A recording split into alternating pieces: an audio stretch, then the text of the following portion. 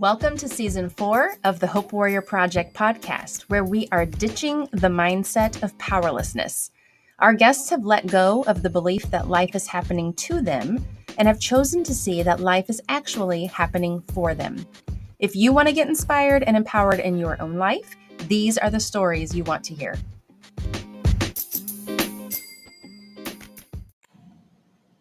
Hey, Lydia, remember when we wanted to start this podcast, but we had no idea where to start? Yes. And when someone told us about Anchor, we were so surprised at how easy it was to use. I know. Well, since we get questions about this quite often, we should probably let our audience know why we love it in case maybe they're wanting to start their own podcast. Okay, well, first of all, it's everything we need to make a podcast in one place for free. And I love that.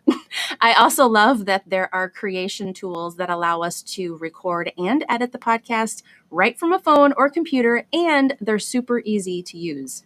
Plus, Anchor distributes the podcast so it can be heard on Spotify, Apple Podcasts, and many more. And we can even make money with our podcast regardless of how many listeners. So, guys, if you're thinking of starting a podcast, download the free Anchor app or go to anchor.fm to get started. Have you ever felt like you are doing everything you can to change your circumstances, yet nothing seems to work? I have certainly been there, and it is a very difficult place to be. For some reason, we're under the impression that we are human doings instead of human beings. I mean, it's right there in the name, but we want to control, so we push, and push. Well, in this episode, we talked to Lorrie Rivers, who in her 20s suffered with a severe multi-symptom disease, which can look a bit different for each person. But to give you an idea of how it played out in Lorrie's body, there was a period where she was so weak that her father had to feed her. She couldn't go up the stairs, she had to be carried to the bathroom, and all of this while being in excruciating pain. Before this, she was an active person. She ran 3 miles a day. She was pursuing an acting career, was on film sets for 12-hour days, but she had to give all of that up. She wasn't even able to really have much of a career for about 6 years of this illness. Spoiler alert, she overcomes the illness just for it to come back along with COVID. Listen to her conversation with Stephanie on how she overcame and the incredible valuable lessons that she learned along the way. I'll be back with you after to recap what we can take away from her experience in our own lives, when no matter what we do, we just can't seem to fix whatever it is we're trying to fix. I am honored to have Lorrie Rivers as my guest today. Lorrie, thank you so much for being here and sharing your experience with our audience. Stephanie, I am so psyched to be here with you. I love what you guys are doing. And thank you for having me. Oh, thank you. Thank you for that compliment. And I can't wait to share your story. And really excited by, this being our first episode. I think this is going to be a great kickoff to the theme for this entire season. So Lorrie, when we previously talked, you shared that you felt like a victim to your circumstances when this happened because it was just something that happened. It wasn't something you chose or really had any control over. So talk a little bit about what that was like for you right in the beginning when that happened. One of the main things that I remember about being that sick at that point in my life was that I would literally look at myself in the mirror and say over and over again, I'm doing everything right.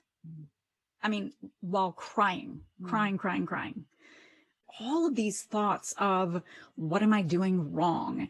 And these, definitely victim, definitely. And by the way, totally understandably, because going from being an active 20-year-old ready to start your career, I was getting auditions, I was getting table reads with super famous people and getting callbacks in these auditions. And then to get the image that I get in my head is just of being smacked down. Yeah, that was the feeling at that point that I had. That was that victim feeling. And again, totally understandable. Oh, yes. Oh, yes. I don't think anyone could blame you for feeling that way at all. Yeah. I imagine there's some shock and maybe some denial when this happened? Like, wait, Oh, heck this can't be yeah. happening. Honestly, probably for the first many years, denial. Just, but I do have to say that when you're in bed and you can't lift your own hand or own arm to feed yourself, or you can't walk to the bathroom, you can't deny that. I bet that was a really interesting place to be mentally and physically, right? Your body's saying, I can't deny this, but I imagine your mind was, well, it's acceptance, right? We don't want to accept when something affects our life in such a huge way that it changes everything we knew, everything we were able to do. So yeah, I could see that. And also we've been taught that we need to push. We need to not give up. I mean, there is a piece to that. Yeah, you don't want to give up, but there is a balance of fighting. Like, you can't fight against something that's your reality. And so it is I think, a conundrum that we can get ourselves into. How do I keep that mindset of, okay, I'm not going to give up. I can do this. I can get through this. But what does that look like? So, over time, because you said, you were feeling this denial for several years, how over the next several years and that you were going through this, how did this mindset kind of affect you? What did that look like for you, in your life on a daily basis? The key to this illness is to be able to step back and to say, you know what, the less I do, the more my body has the chance to recover and to heal. I want to talk a little bit more about, how, okay, now life has changed, right? You're not as active. You can't go out and do the things that you were doing. And I know when we talked previously, you mentioned something about how, that whole comparison piece came in. Oh my gosh. Yeah. Talk about that a little bit. Oh man. What I go back to there is just me watching TV shows over and over and over again, because that was one of the easiest ways for me to get some relief, honestly. But the interesting thing was that a lot of my friends and classmates would show up on these TV shows that I was watching. Oh, geez. It was tough. Yeah, all these things that you'd been working towards that you saw in your future. And, I think too, I always have to, when doing these interviews, I always have to remind myself also that, we're going to hear like the better ending here, right? We're getting to the point where, like, you came through the other side of the storm. I mean, not that life's perfect. And I said better ending because I don't know that happy ending is necessarily like a reality, right? There's always going to be troubles, but when you're in that, you don't know if things are going to get better, right? You don't know if this is going to be the situation for the rest of your life. And, that has to be a very heavy weight, I'm sure. And so the fact that we're going to get to this in a little bit, like the fact that you were even able to change, your thinking and start, living your life in a bit of a different way, or a big different way is huge. But I always have to remind myself of that. And I just kind of want to remind our listeners that when people are in the storm, in the middle of the storm, they don't know when the storm is ending, if the storm is ending, what life's going to be like. And so that has to just be so difficult. But you did make the decision to shift out of that. What caused you to make that decision? What happened? I finally just stinking gave up. And it wasn't all at once. I mean, of course, these big shifts that we have, these big realizations, these movements towards mastery that we have, they're never all at once. But eventually I got to the place where I said, I got to stop trying so hard. I mean, I was spending 10 hours a day online trying to find the answers. And I just got to the place where I said, I can't do this anymore. It's so interesting because, I mean, I think sometimes we think, well, I just got to find out more. I've got to learn more. I can fix this. I can fix me. I can do that. And to be honest, like the fact that we're talking about this, it's power and powerlessness, right? Sometimes I think we can think, well, that's my power. that I can, like, I'm going to take control of this. I'm going to do all the research I can. I'm going to figure this out. I'm going to fix this. And I can't think what I hear you're saying is that's not necessarily the solution. So you talk about, you finally kind of gave up, and I almost see that as like acceptance. It's really acceptance versus beating up on yourself. So the acceptance, the giving up it feels so much like relief. It's like, you know what? I'm handing this over because I can't figure it out. So once you decided, that you're going to make this change, I'm accepting the reality of my situation. I'm going to quit, obsessing and make myself crazy. What did you start doing differently? When I noticed things in my body, when I noticed physical things, before, the thoughts that would happen in my head were, oh my God, I'm dying. My cells are doing really bad things right now. And it shifted to, that's my body taking care of itself. Those are my cells doing the things that they know to do to heal. Mm-hmm. So this place of knowing that in every moment I have a choice as to what I focus on, as to the thoughts that go through my head. Again, it didn't happen all at once. This is over years. But making that decision, making that choice, like you said, to reframe how these physical feelings, that they're still whatever they are, they're still whatever they feel like to me. But I can frame them as, oh my gosh, things are going horribly wrong, or this is my body taking care of itself. I love that.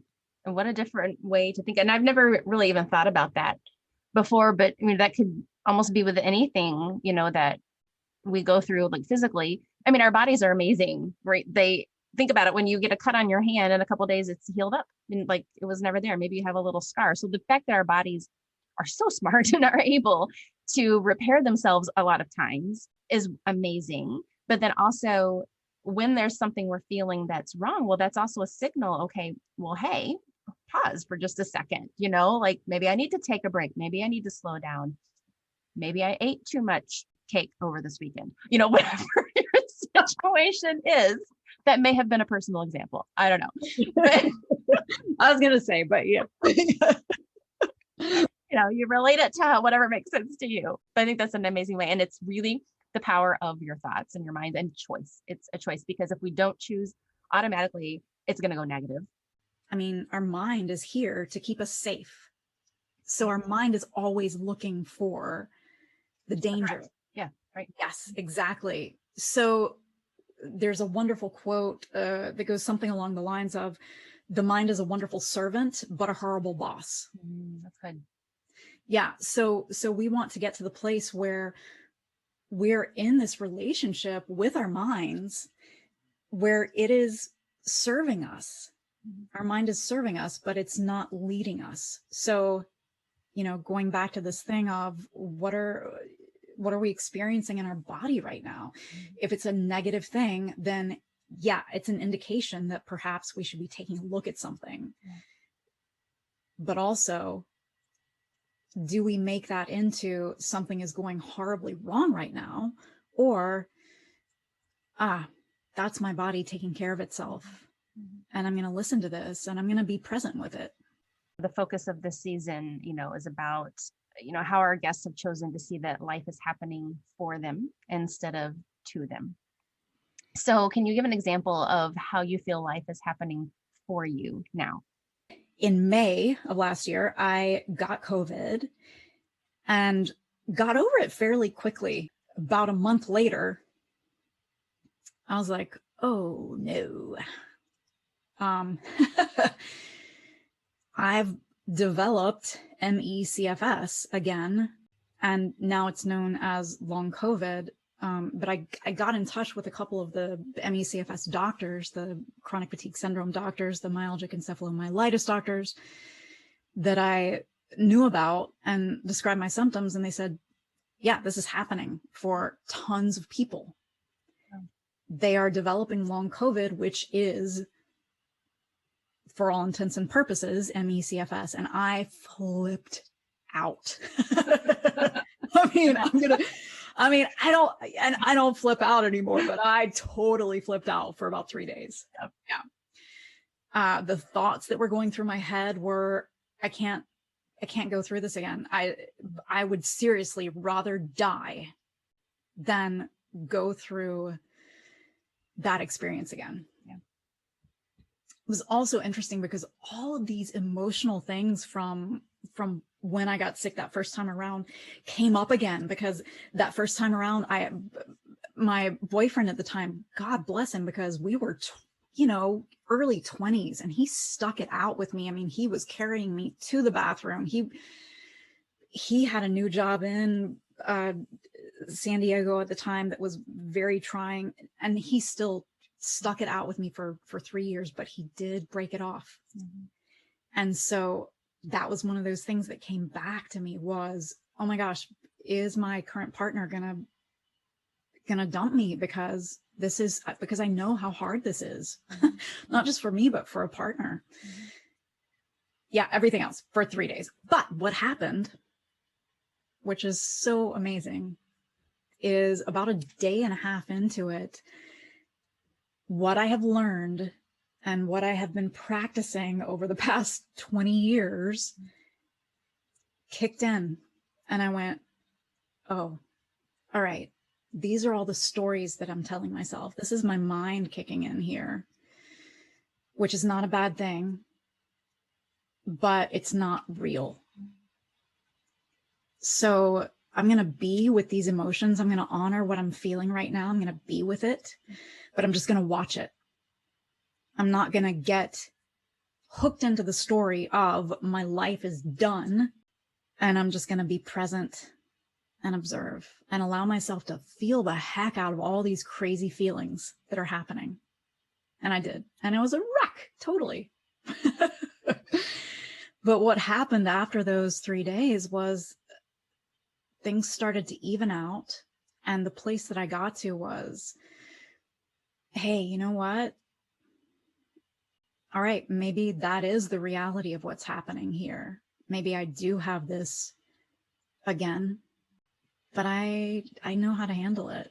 What a huge change, right? From the first time you went through, and you wouldn't have known that unless you had been through the illness the first time. And I think that's a key, right? Because we don't go through one challenge in life and that's all. We aren't just issued one challenge for life.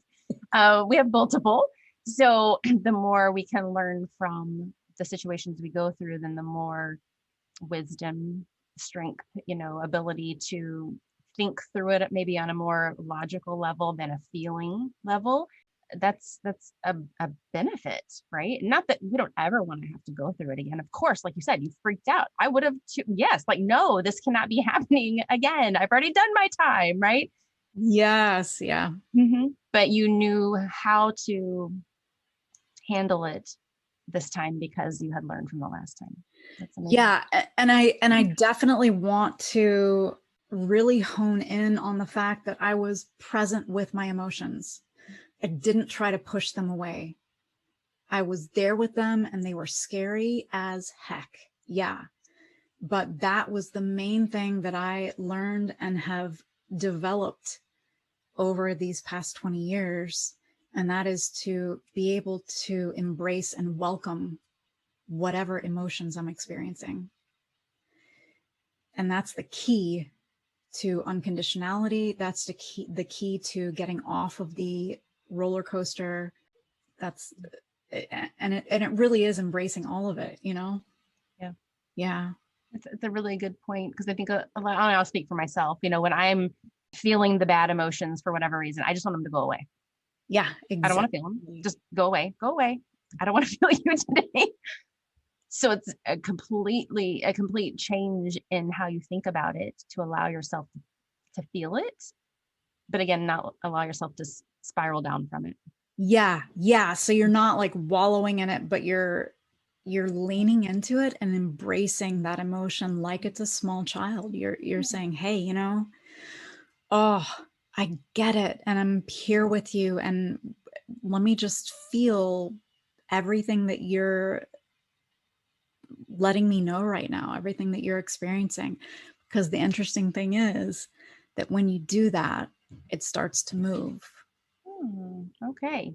And that, because it's, yeah, and that's a whole other subject. And that's one of the main, that's one of the main things that I teach, though, is that when you do embrace those scary emotions, any emotions, when you're just present with them, they start to move automatically. It's like the scary monster in the closet when you're a kid. You're so afraid to open that door. But once you do, there's actually nothing there. Yeah. So talk a little bit about how you're helping and coaching others now, you know, kind of your program, your purpose behind what you're doing there as well. Yeah. So I've actually, towards the end of that illness, I started coaching people with similar illnesses, or with the same illnesses, and in a lot of different ways. And so I've been doing that actually for 20 years now. And what happened was, and successfully for 20 years now. And what happened was, when COVID hit, when I experienced what I experienced with long COVID, I went, oh my gosh, there are going to be probably millions of people who develop these illnesses. we got to get out there and help them, because I know how this feels. And I know what to do. Right. And so I created an online course, which is called the Relief and Transformation course. And this is specifically for managing long COVID and chronic fatigue syndrome, myalgic encephalomyelitis, these fatigue related syndromes. I literally take you by the hand and walk you through all the processes, through everything that you need to know. And it's what I wish that I'd had when I was sick. And, you know, like I said, I've had great results with the coaching over the 20 years, but what I'm finding now is that I literally had somebody say, in our last session of this last portion of the course, that they've been working with a specialist and paying $1,000 or more per, meeting with the specialist, because health insurance doesn't pay for a specialist in these areas, in the US at least. And that she's gotten more from the online course, so much more than from, meeting with the specialist on a regular basis. What a testimony. That's fantastic, because you're doing something, you're giving back, you're taking your experience to help others, but you're also seeing the proof of it, that it is helping people. How amazing that must make you feel, and to keep going, and continue to help more people. Yeah. And that, that is my mission, because again, I know what it feels like. And I also know that there are things, like there are huge pitfalls that I fell into for years and years and years, that if I'd known, I probably could have saved myself 5 years. Yeah. Wow. Maybe more. And yeah, so I know these people, I know you, and I'm here to not just to help, but to empower. I love it. Yeah. Yeah. And the thing is that I know what happened for me was that I came out from that experience with a whole new life, with a whole new me that is so beautiful and so much more, and able to live a really full, happy, fulfilled life. And I know that that's possible for everybody out there, whether you have these types of illnesses or not. Mm-hmm. You can use these experiences to come to a place where you are living your full self. Yes. Whereas before, maybe you weren't. And that's kind of that better ending. It's going to look different, but it can be so much more, I don't know, maybe meaningful, fulfilling, like you said, just allowing yourself to do that, to let go, accept the change. This is the situation. My life's going to look different. What can it look like? And being willing to accept that and move forward in that direction. Because God, it's so easy just to get ourselves stuck because we don't want to give up what we want or what we knew. Fear gets in. But thank you for sharing that. I think that's an amazing point to make. And hopefully, I hope people are taking that and listening to this. And if they're feeling stuck in their situation, whatever it may be, to maybe give it a chance and say, okay, if I can let go, if I can shift and start thinking about a new reality, it can be even more beautiful and wonderful than what my previous one was. So I think that's an amazing point to make. Hey guys, it's Lydia again. I really hope you enjoyed Lorrie's story. The first thing that really stuck out to me, and I hinted to it in the intro, is that sometimes when all we want to do is something to fix our circumstances, sometimes all we really need to do is nothing.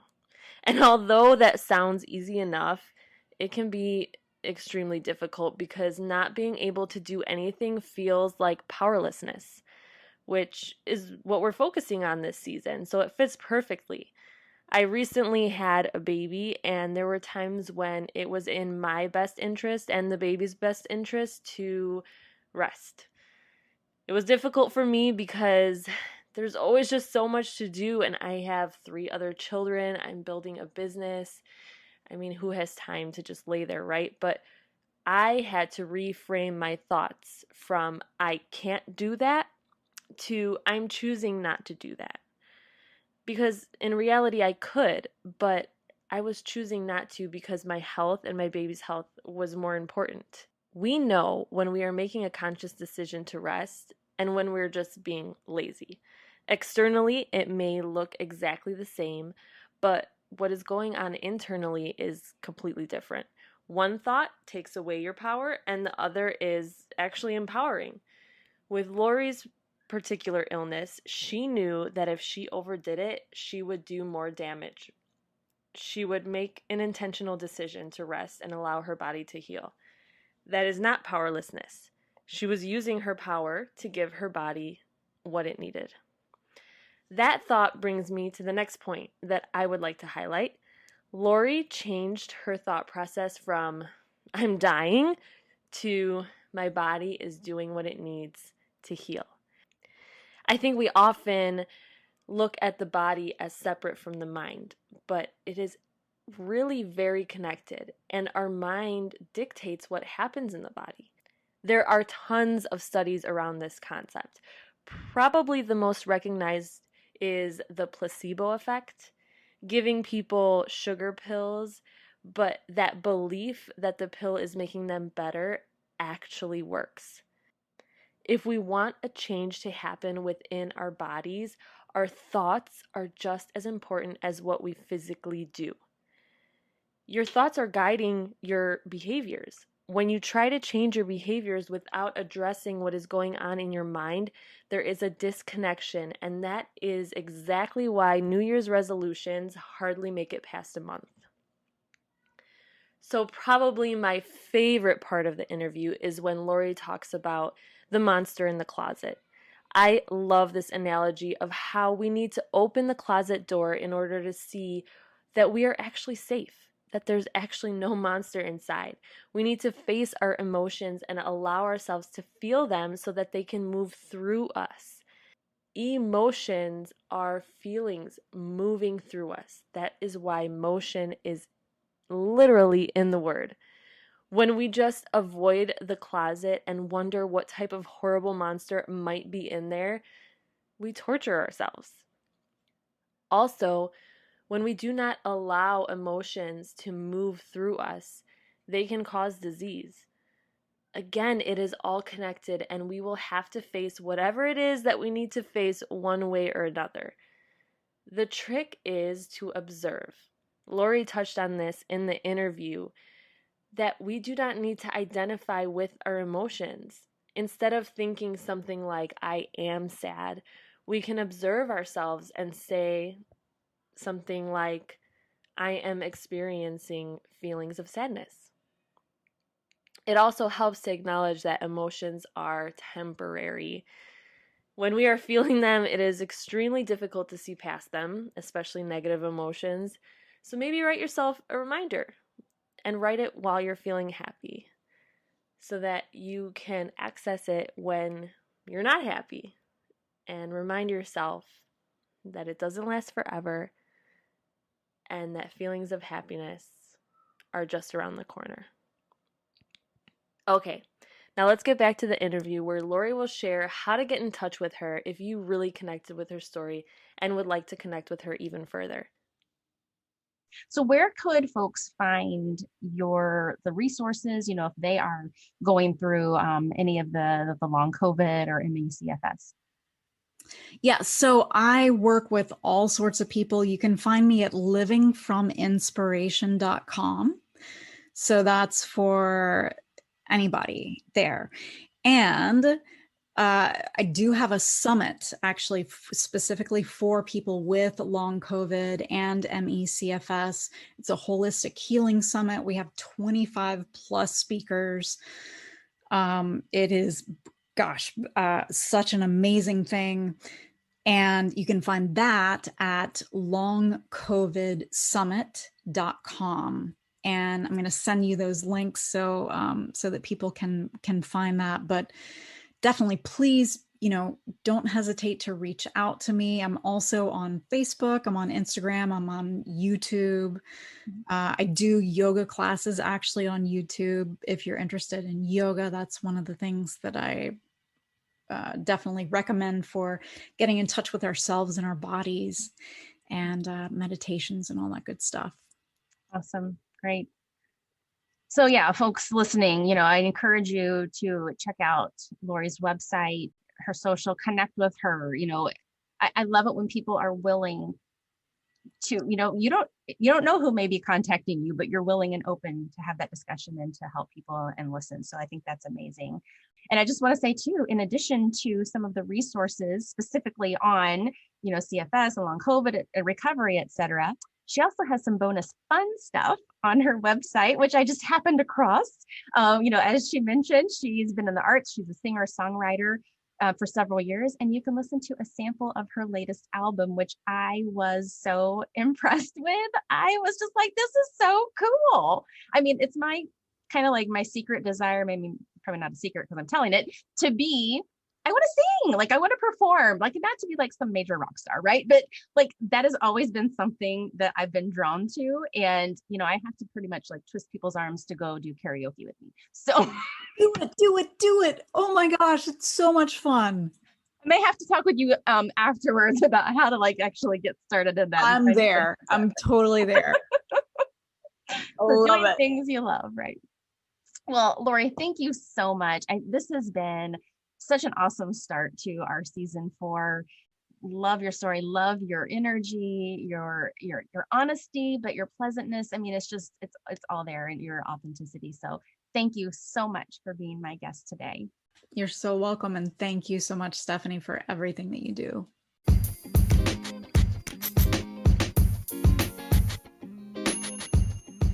If you were inspired by today's guest, be sure to save this episode so you can go back and listen to it again.